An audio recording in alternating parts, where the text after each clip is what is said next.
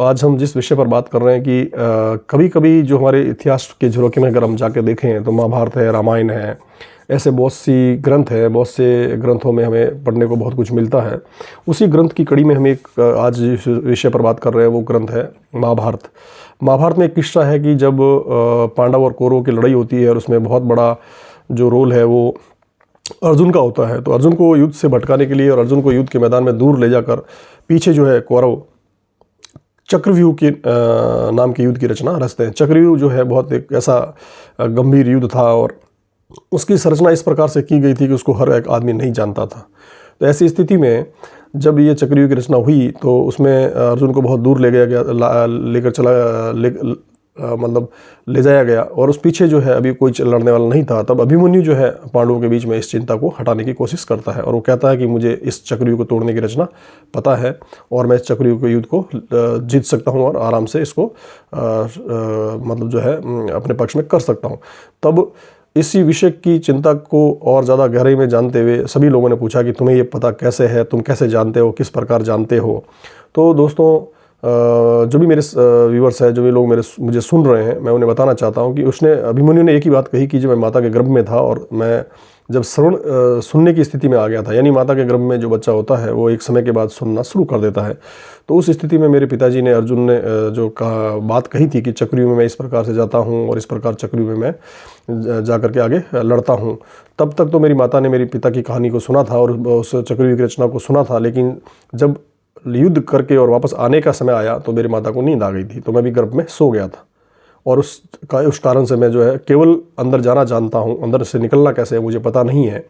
तो दोस्तों इस बात से एक बात तय हो जाती है कि हमारे माता और बहनों के जो गर्भ में बच्चे हैं वो जब गर्भ में होते हैं तो वो बिल्कुल सुनते हैं, उनकी श्रवण शक्ति मजबूत होती है।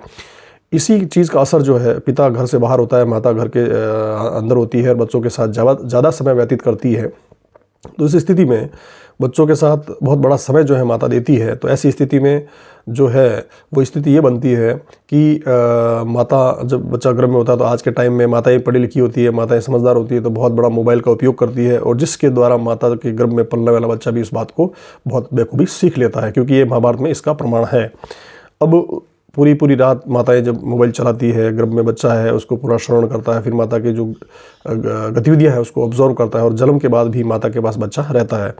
घर में माता रहने के कारण आज की मशीनरी युग, आज की सुविधाएं, आज की सभी कुछ व्यवस्थाएं मिलने के बाद उसको बहुत ज़्यादा समय जो है वो मोबाइल के साथ बिताने के लिए मिलता है। ऐसी स्थिति में बच्चा जो है माता के पास होता है और बहुत ज़्यादा वो माता के इस मोबाइल को देखता है और इसको ऑब्जर्व करता है और उसी की तरफ बढ़ जाता है। आज आप देखिए 6-6 महीने के बच्चे, 8-8 महीने, 2-2 साल के बच्चे जो हैं मोबाइल देने के बाद चुप हो जाते हैं, मोबाइल नहीं देने के बाद बहुत ज़्यादा रोना धोना होता है, उनका उद्दंडता होती है। ऐसी स्थिति में यह चिंता का विषय है। इसके ऊपर सरकार काम भी कर रही है, सरकार मसौदा भी बना रही है। मैं आने वाले टाइम में एक वीडियो डालूंगा इसके ऊपर, आपको ऊपर आई बटन में लिंक भी दूंगा, उसको आप देखिए।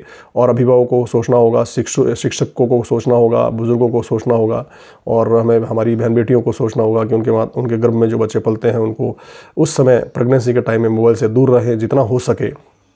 और जितना बच्चे का परवरिश का समय होता है वो माता और बहनें मोबाइल से बिल्कुल ज़्यादा नज़दीक ना रखें, क्योंकि पिता तो बाहर मेहनत करता है और माता घर में रहती है और ऐसी स्थिति में जो मोबाइल है वो बच्चों के विनाश का कारण बन जाता है।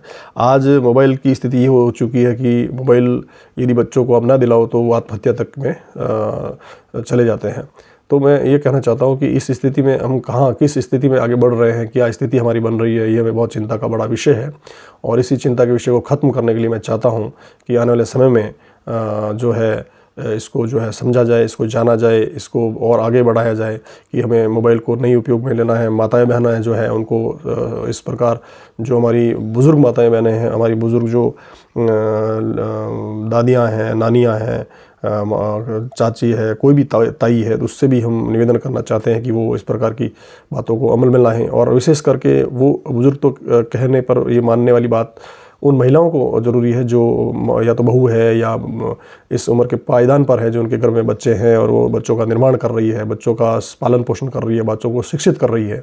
यदि वो समय पर नहीं होगा या हमें समय पर उसकी उपयुक्तता का पता नहीं होगा तो हमारे साथ बहुत बड़ा खिलवाड़ हो जाएगा।